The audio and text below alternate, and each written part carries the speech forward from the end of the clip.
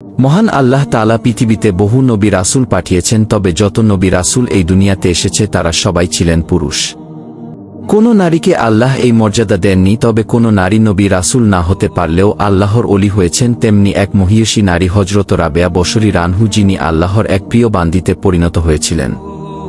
হযরত রাবেয়া বসরী রানহু আরবের বজরা নগরীতে জন্মগ্রহণ করেন।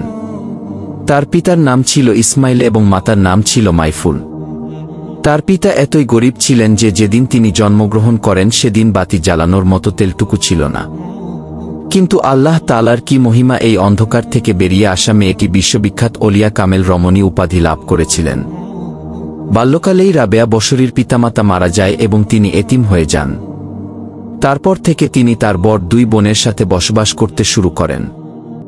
রাবেয়া বসরীর মা যখন বিপদে পড়ে তার স্বামীকে বললেন, ঘরে এক ফোঁটাও তেল নেই, যান প্রতিবেশী কাছ থেকে বাতি জ্বালানোর মতো সামান্য কিছু তেল নিয়ে আসুন। তখন তার বাবা প্রতিবেশীর বাড়িতে গেলেন এবং অনেকক্ষণ ডাকাডাকি করলেন, কিন্তু তার ডাকে কোনো প্রতিবেশী দরজা না খোলায় তিনি খালি হাতেই বাড়িতে ফিরে এলেন এবং চিন্তা করতে করতে একসময় ঘুমিয়ে পড়লেন। তখন ঘুমের মধ্যে সে স্বপ্নে দেখলেন হযরত মুহাম্মদ সাল্লাল্লাহু আলাইহি ওয়াসাল্লাম তাকে বলছেন, তুমি চিন্তা করো না, তোমার এই কন্যায় আল্লাহ তাআলার এমন সম্মানিত বান্দী হবে যে হাশরের ময়দানে আমার ৭০,০০০ গুনাহগার উম্মত তার সুপারিশে নাজাত পেয়ে যাবে। রাবেয়া বসরীর পিতামাতা মারা যাওয়ার পর বজরায় দুর্ভিক্ষ দেখা দেয়। তখন তার ৩ বোনেরাও তাকে ত্যাগ করে চলে যায়। ওই সময় রাবেয়া বসরীকে একা পেয়ে কিছু দুষ্ট লোক তাকে নিয়ে চলে যায় এবং তাকে এক ইহুদির কাছে দাসী হিসেবে বিক্রি করে দেয়। সেই থেকেই তিনি দাসী হিসেবে জীবন কাটাতে শুরু করেন। তিনি সারাদিন কাজ করতেন, তবুও ওই ইহুদি নানা প্রকার অত্যাচার এবং নিষ্ঠুরভাবে তাকে মারধর করত। সবকিছু তিনি মুখ বুঝে মেনে নিতেন। একদিনের ঘটনা, রাবেয়া বসরী কাজে কোথাও যাচ্ছিলেন, সে সময় পথের মাঝে অচেনা এক পুরুষের সাথে দেখা হয়ে যেতেই তাড়াহুড়ো করে পাশে সরতে গিয়ে হোঁচট খেয়ে পড়ে যান এবং পরে গিয়ে তার এক হাত ভেঙে যায়। তখন তিনি সেজদায় পড়ে কাঁদতে শুরু করলেন আর বলতে লাগলেন, হে আল্লাহ, আমি আপনার এতিম ও দরিদ্র অসহায় এক বান্দী, এখন আমার একটি হাত ভেঙে গেল, তবুও আমি আপনার প্রতি সন্তুষ্ট। আপনি শুধু আমাকে এতটুকু বলে দিন যে আপনি আমার উপর সন্তুষ্ট আছেন কিনা।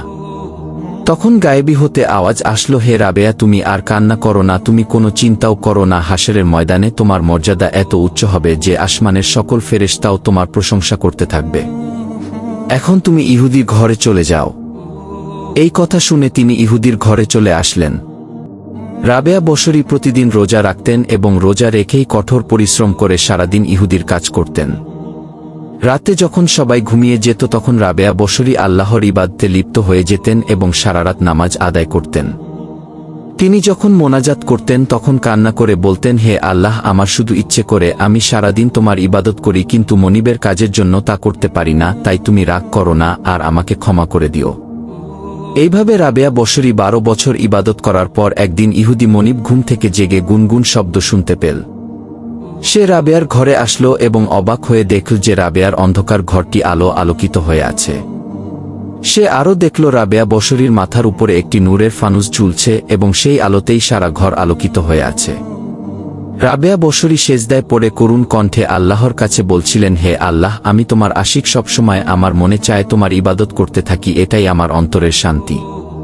আমি যদি স্বাধীন থাকতাম তাহলে এক মুহূর্ত তোমার ইবাদত না করে থাকতাম না। তুমি আমাকে একবারের জন্য হলেও দেখা দাও, আমার অন্তরে সবসময় তোমার বিরহের তুফান বয়ে যাচ্ছে। রাবেয়া বসরীর মনিব তার মোনাজাত শুনে পাগল হয়ে গেল আর বলল, এমন আবিদা বুজুর্গ মহিলার কাছ থেকে সেবা নেওয়া উচিত নয়, বরং আমাকেই তার সেবা করা উচিত। তাই পরের দিন সকালে রাবেয়া বসরীর মনিব তাকে ডেকে নিয়ে বলল, আম্মাজান, আমি আপনাকে না চিনেই আপনার সাথে যে খারাপ আচরণ করেছি তার জন্য আপনি আমাকে ক্ষমা করে দিন। আজ থেকে আপনাকে আমি স্বাধীন করে দিলাম। আপনার যদি মন চায় তাহলে আমার ঘরে আপনি থাকতে পারেন, আমরা সবাই মিলে আপনার সেবা করব। আর আপনি যদি থাকতে রাজি না হন তাহলে আপনার যেখানে যেতে মন চায় সেখানেই চলে যেতে পারেন, আমি কোনো বাধা দিব না।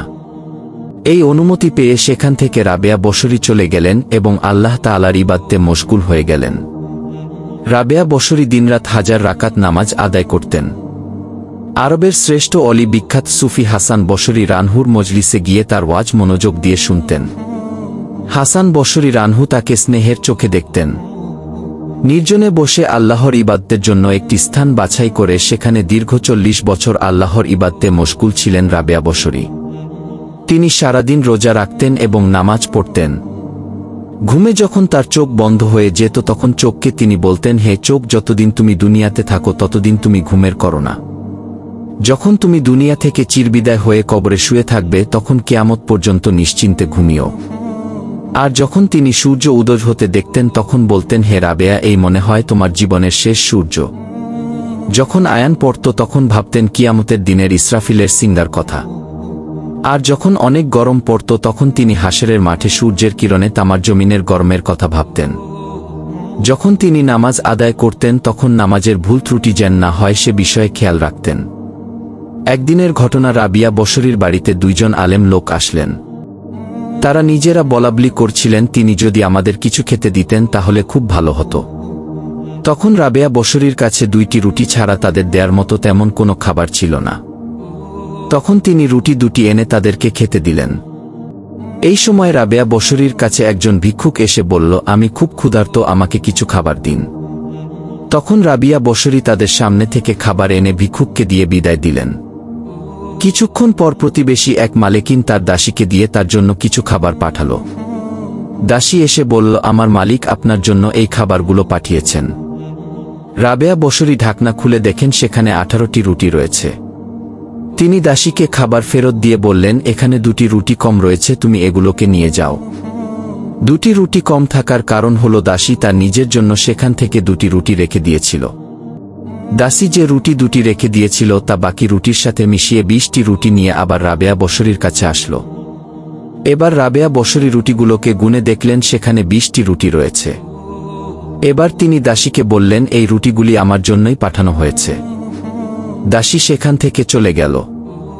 রাবেয়া বসরী রুটিগুলো নিয়ে মেহমানদের খেতে দিলেন। তারা খাবার খেয়ে নিলেন এবং রাবেয়া বসরীকে বললেন, এইগুলোর রহস্য কি?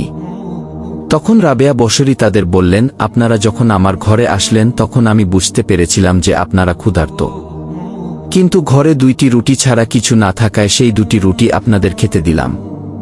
ঠিক তখনই ভিক্ষুক আসলো। তখন আমি ভাবলাম, 2 জন মর্যাদাবান ব্যক্তির সামনে আমি 2টি রুটি কি করে খেতে দিলাম? তার চেয়ে বরং ভালো হবে এই খাবারটি ক্ষুধার্ত ভিক্ষুককে খেতে দিয়ে দেই। কেননা আল্লাহ তাআলা বলেছেন, যা দান করবে তার 10 গুণ হয়ে তোমার কাছে ফিরে আসবে। আর যখন দাসী আমার কাছে রুটি নিয়ে এলো আমি তা গুনে দেখলাম সেখানে 18টি রুটি রয়েছে। তখন আমি বুঝতে পারলাম সেগুলো আমার জন্য নয়। পরে যখন দাসী আবার রুটি নিয়ে এলো তখন আমি গুনে দেখলাম সেখানে 20টি রুটি রয়েছে। তাই আমি খাবারটি গ্রহণ করলাম এবং আপনাদেরকে খেতে দিলাম। একদিন রাবেয়া বসরী একটি দুর্বল গাধার উপর আরোহণ করে জিনিসপত্র নিয়ে হজ করার উদ্দেশ্যে রওনা হলেন। অনেকক্ষণ পথ চলার পর একটি জঙ্গলের মাঝখানে গিয়ে গাধাটি মারা গেল। রাবেয়া বসরীর সঙ্গী সাথীরা তার মালপত্র পৌঁছে দিতে চাইলে তখন তিনি বললেন, তোমরা তোমাদের কাজে চলে যাও, আমি কারো সাহায্য চাই না। রাবেয়া বসরীর এই কথা শোনার পর সেখান থেকে সবাই চলে গেল। তখন রাবেয়া বসরী আকাশের দিকে তাকিয়ে আল্লাহকে বললেন, হে আল্লাহ, আপনি একজন অক্ষম অবলা নারীর সাথে কেন এমন কর্ম করলেন? আমাকে আপনার ঘরের দিকে ডেকে আমার গাধাটিকে মেরে নির্জন বনে আমাকে একা করে দিলেন। একথা বলার পর গাধাটি আবার উঠে দাঁড়াল। রাবেয়া বসরী সেই গাধার পিঠে আরোহণ করে আবার রওনা দিলেন। মক্কা শরীফের কাছে গিয়ে কেঁদে কেঁদে বলতে লাগলেন, হে আল্লাহ, আমাকে তুমি মাটি দিয়ে সৃষ্টি করেছ, আর এই ঘরটি পাথরের ঘর। আমি এই পাথরের ঘর দিয়ে কি করব? আমার এগুলোর দরকার নেই, আমি একমাত্র তোমাকেই পেতে চাই।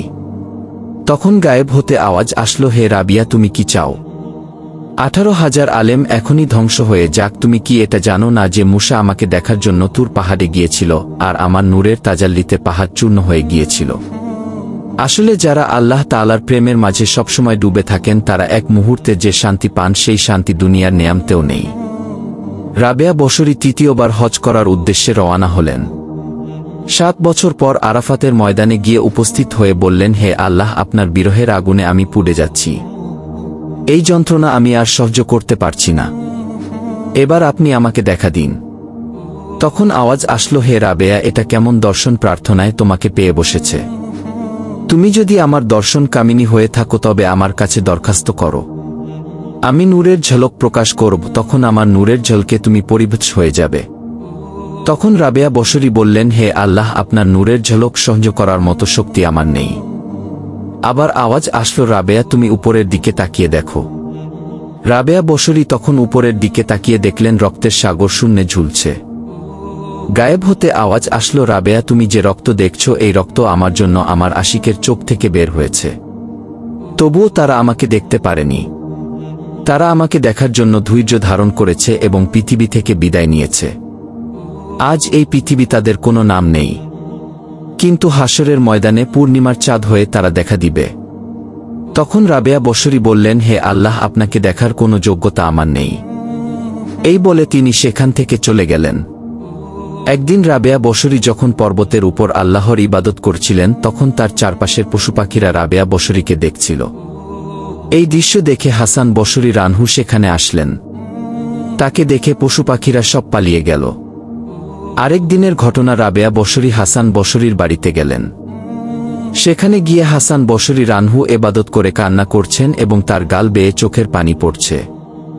তখন রাবেয়া বসরি বললেন, ওস্তাদ জি, আপনার এই কান্না দুনিয়ার কিছু পাওয়ার আশায় যেন না হয়। এই কান্না যেন আল্লাহকে পাওয়ার জন্য হয়। আরেকদিন হাসান বসরি রানহু ফুরাত নদীর কাছ দিয়ে যাচ্ছিলেন। তখন তিনি দেখলেন রাবেয়া বসরি ফুরাত নদীর তীরে বসে আছেন। তাকে দেখে হাসান বসরি রানহু সামনে এগিয়ে গিয়ে ফুরাত নদীতে জায়নামাজ বিছিয়ে দিয়ে নামাজ পড়তে শুরু করলেন। এই দৃশ্য দেখে রাবেয়া বসরিও তার জায়নামাজ আকাশে উড়িয়ে দিয়ে নামাজ পড়তে শুরু করলেন। রাবেয়া বসরি তখন বললেন, ওস্তাদ জি, আপনি যা করলেন তা একটা মাছও করতে পারে, আর আমি যা করলাম তা একটা মাছিও করতে পারে। তাই এগুলো না করে আল্লাহ তাআলাকে রাজি খুশি করাই হলো অলিদের কাজ। অন্য আরেকদিন হাসান বসরি রানহু কয়েকজন বন্ধুদেরকে নিয়ে রাবেয়া বসরির নিকটে সাক্ষাৎ করতে গেলেন। সে সময় রাবেয়া বসরির ঘরে কোনো আলো ছিল না। তিনি তাদের আগমন বুঝতে পেরে নিজের হাতের আঙ্গুলের অগ্রভাগে ফুঁক দিলেন এবং তখনই তা আগুনের ন্যাজ বলে উঠল এবং সারা ঘর আলোকিত হয়ে গেল। রাবেয়া বসরি হাসান বসরি রানহুকে বললেন, মোমবাতির ন্যায় নিজের আলোকে দিয়ে জগৎকে আলোকিত করুন। নিজেকে সবসময় আল্লাহর প্রেমের আগুনে জ্বালাতে থাকুন। দিনরাত আল্লাহর ইবাদত করতে করতে সূচের মতো চিকন হয়ে যান। রাবেয়া বসরি দিনরাত মিলে 1000 রাকাত নামাজ আদায় করতেন। রাত যখন গভীর হয়ে যেত তখন তিনি ঘরের ছাদে চলে যেতেন আর দোয়া করতেন, হে আল্লাহ, তারাগুলো কি সুন্দরভাবে জ্বলছে। লোকদের চোখগুলো এখন নিদ্রায় অন্ধকার হয়ে আছে, আর এখানে আমি একা রয়েছি তোমার সঙ্গে। এই বলে তিনি ইবাদত শুরু করতেন। যখন দেখতেন রাত ঘনিয়ে ভোর হতে লাগলো তখন তিনি দোয়া করতেন, হে আল্লাহ, রাত প্রায় শেষ হতে লাগলো, আমার কতই নাশাত জানার আমি যে সারা রাত তোমার ইবাদত করলাম। আমার এই ইবাদত তুমি কবুল করেছ কিনা? তুমি আমাকে জীবন দিয়েছ, আমার খেয়াল রাখছ। তুমি যদি আমাকে তোমার দরজা থেকে বিতাড়িত করো তবুও আমি তোমার ভালোবাসার টানে তোমাকে কোনোদিনও ত্যাগ করে যাব না। হে আমার পালনকর্তা, তুমি আমার প্রাণ তোমায় পাওয়ার আশায় আমি আমাকে জীবিত রেখেছি। তোমার ভালোবাসায় আমার কামনা, তুমি ছাড়া আমার কেউ নেই। তুমি যদি আমার উপর সন্তুষ্ট থাকো তাহলে আমার সুখ পরিপূর্ণ হয়েছে। হে আল্লাহ, তুমি কি সেই হৃদয়কে জাহান্নামের আগুনে জ্বালাবে যে হৃদয় তোমাকে সবসময় ভালোবাসে? তখন গায়েব হতে আওয়াজ আসলো, রাবেয়া, আমার এমন প্রেমিকের সাথে আমি এরকম করব না। তুমি আমার সম্পর্কে এমন ধারণা করো না। একদিন হাসান বসরি রানহু রাবেয়া বসরিকে বললেন, এখন আপনাকে বিবাহ বন্ধনে আবদ্ধ হওয়া উচিত। তখন রাবেয়া বসরি বললেন, আমার অস্থি নেই, আমার দেহ নেই, আমি স্বাধীন নই। আমি আল্লাহ তাআলার অধীনে বন্দী, আর তাই আমার বিবাহের আলোচনা তার সাথেই করা উচিত। রাবেয়া বসরির এই কথা শুনে হাসান বসরি রানহু বললেন, রাবেয়া, তুমি এই উচ্চস্থানে কিভাবে উঠলে? তখন তিনি বললেন, আমি পৃথিবীর আরাম আয়েশকে আল্লাহ তাআলার জন্য বিলীন করে দিয়েছি। তখন হাসান বসরি রানহু বললেন, তুমি আল্লাহ তাআলাকে কেমন করে চিনলে? তিনি বললেন, আল্লাহ তাআলা আমার অন্তরকে জাগ্রত করে দিয়েছেন। কারণ আমি যখন জীবিকার জন্য কয়েক আটি সুতা বিক্রি করে 2 দিরহাম মূল্য পেয়ে 1 দিরহাম ডান হাতে আর 1 দিরহাম বাম হাতে গ্রহণ করেছি, এই ভয়ে যে আমি যেন লোভে না পড়ে যাই, আর এই লোভ আমাকে সুপথ ছাড়িয়ে বিপথে নিয়ে যেতে পারে, আর এটাই আমার আল্লাহকে পাওয়ার একমাত্র পথ। রাবেয়া বসরি রানহু বললেন, একদিন আমি হুজুর সাল্লাল্লাহু আলাইহি ওয়াসাল্লামকে স্বপ্নে দেখলাম। তিনি আমাকে বললেন, রাবেয়া, তুমি কি আমাকে ভালোবাসো? আমি তখন বললাম, পৃথিবীতে এমন কোনো মুসলমান কি আছে যে আপনাকে ভালোবাসে না? কিন্তু আমার অন্তরে আল্লাহ তাআলার ভালোবাসা এমনভাবে জড়িয়ে আছে যে সেখানে আর কারো ভালোবাসার স্থান পায় না। রাবেয়া বসরি বললেন, আল্লাহ তাআলার রহমত 18,000 আলেমের সামনে ঘুরতে থাকে, আর যার ইচ্ছা সে এক চুমুক পান করে, আর কোটি কোটি মানুষ তার দিকে ফিরেও চায় না। তখন আল্লাহর জিনিস আল্লাহর সাথেই আবার মিলিত হয়ে যায়, আর সেই সময় আল্লাহ তাআলার দরবারে থেকে ঘোষণা করা হয়, যারা আল্লাহকে ভালোবাসে তাদেরকে আল্লাহ তাআলাও ভালোবাসেন। একবার রাবেয়া বসরি একটানা 7 দিন রোজা রেখে ইবাদতে মশগুল ছিলেন। অষ্টম রাতে ক্ষুধা জ্বালায় অস্থির হয়ে পড়লেন। এই সময় এক ব্যক্তি খাবার নিয়ে আসলো। খাবার দিয়ে সে চলে গেল। রাবেয়া বসরি তখন খাবার রেখে বাতি জ্বালানোর জন্য উঠে একপাশে গেলেন। সেই সময় একটি বিড়াল এসে খাবারটিকে খেয়ে ফেল। তখন তিনি ভাবলেন পানি দিয়ে ইফতার করে নিবেন। যখন তিনি পানি আনলেন সেই সময় ঘরের বাতি আবার নিভে গেল, আর অন্ধকারে হাতে রাখা গ্লাসটিও নিচে পড়ে ভেঙে গেল। তখন তিনি বললেন, হে আল্লাহ, আমি নিরীহ অক্ষম, আমার সাথে আপনিও এ কেমন আচরণ করছেন? তখন গায়েব থেকে আওয়াজ আসলো, হে রাবেয়া, তুমি যদি চাও সারা দুনিয়ার নেয়ামত, তাহলে আজই তোমাকে আমি তা দান করব। কিন্তু আমার চিন্তা তোমার অন্তর হতে সারা জীবনের মতো কেড়ে নেব। এই কথা শুনে রাবেয়া বসরি বললেন, দুনিয়া থেকে আমি আমার মনকে বিচ্ছিন্ন করে নিয়েছি। কামনা বাসনা পরিত্যাগ করে প্রত্যেক নামাজকে আমার জীবনের শেষ নামাজ মনে করি। আমি আল্লাহর কাছে বলি, হে আল্লাহ, আপনি আমাকে সবসময় আপনার প্রতি এভাবেই মশগুল রাখেন, কেউ যেন আপনার কাছ থেকে আমাকে ফেরাতে না পারে। রাবেয়া বসরি সবসময় কান্না করতেন। তার কান্না দেখে লোকেরা তাকে প্রশ্ন করত, আপনি আপনার কি কোনো রোগ হয়েছে? আপনি কেন সবসময় কান্না করেন? তখন রাবেয়া বসরি রানহু তাদেরকে উত্তর দিতেন, আমার কোনো প্রকাশ্য রোগ নেই। রোগ আছে আমার অন্তরে, যা দুনিয়ার কেউ সারাতে পারবে না। আমি নিজেকে সর্বদাই ব্যথিত অবস্থায় রাখি, যেন তার উছিলায় আল্লাহ তাআলা আমাকে মাফ করে দেন। মৃত্যুর সময় যেন এমন আওয়াজ না আসে যে তুমি আমার উপযুক্ত হওনি। লোকেরা তখন রাবেয়া বসরিকে জিজ্ঞাসা করল, গুনাহগার ব্যক্তি তওবা করলে সেই তওবা আল্লাহ কবুল করেন কিনা? তখন তিনি বললেন, আল্লাহ তওবা করার তৌফিক না দেওয়া পর্যন্ত কেউ তওবা করতে পারে না, আর ইস্তেগফার পড়লেই তওবা হয় না। আল্লাহর পথ পাওয়ার জন্য খাঁটি অন্তরের দরকার। অন্তর সজাগ থাকলে দুনিয়ার কোনো বন্ধুবান্ধবের দরকার পড়ে না। আর সত্যিকারের তওবা হলো খাঁটি মনে আল্লাহর দরবারে নিজের গুনাহের জন্য কান্না করে ক্ষমা প্রার্থনা করা এবং পুনরায় এই গুনাহের কাজ না করার প্রতিজ্ঞা করা। আর এটাই হলো আসল তওবা। এটাই আল্লাহ কবুল করে থাকেন। বুজুর্গ কয়েকজন লোক রাবেয়া বসরির সাথে সাক্ষাৎ করতে আসলে তিনি তখন তাদেরকে বললেন, আপনারা কি কি উদ্দেশ্যে আল্লাহ ইবাদত করে থাকেন? তখন একজন বলল, ভয়ানক 7টি দৈর্ঘ্যের উপর দিয়ে পার হয়ে যাওয়ার ভয়ে এবং জান্নাত পাবার আশায় আমি আল্লাহর ইবাদত করে যাচ্ছি, যেখানে সুখ শান্তির সকল ব্যবস্থা রয়েছে, যা আল্লাহ নিজেই বলেছেন।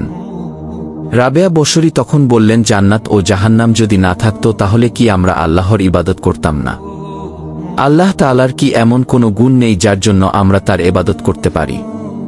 বরং সেই ব্যক্তি হল নিকৃষ্ট যে কোনো কিছু পাওয়ার আশায় বা ভয়ে আল্লাহর ইবাদত করে।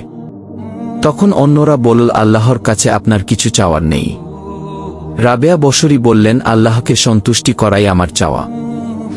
বুজুর্গ ব্যক্তিরা চলে যাওয়ার পর রাবেয়া বসরি এক হাতে পানি আরেক হাতে আগুন নিয়ে দৌড়াতে থাকেন। তখন লোকেরা জিজ্ঞাসা করল, আপনার কি হলো, এসব নিয়ে কেন আপনি দৌড়াচ্ছেন? তখন তিনি বললেন, পানি দিয়ে দোজখের আগুন নেভাতে এবং আগুন দিয়ে জান্নাতকে পুড়িয়ে দেওয়ার জন্য যাচ্ছি। যারা আল্লাহর ইবাদত করে জান্নাতের আশায়, তারা যেন জান্নাত না পায়। সকলের ইবাদত যেন আল্লাহর সন্তুষ্টির জন্যই হয়। হাসান বসরি রানহু বলেন, রাবেয়া বসরির অসুস্থতার কথা শুনে তাকে আমরা দেখার জন্য বাড়িতে গেলাম।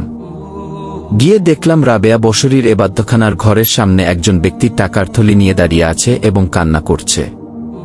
আর ওই ব্যক্তি ছিল বজরা শহরের একজন ধনী লোক। আমি তখন তাকে বললাম, আপনি কেন কান্না করছেন?